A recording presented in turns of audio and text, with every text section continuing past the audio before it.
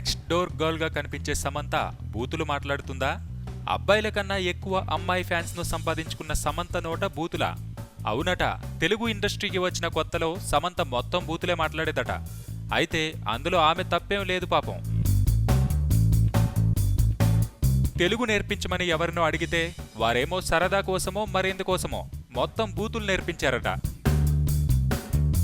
భాషపై పట్టు రాగానే ఆమెకు అవి బూతులని తెలిసి నవ్వుకుందట. ఓ టీవీ షో ఇంటర్వ్యూలో సమంత స్వయంగా ఈ విషయాన్ని చెప్పింది.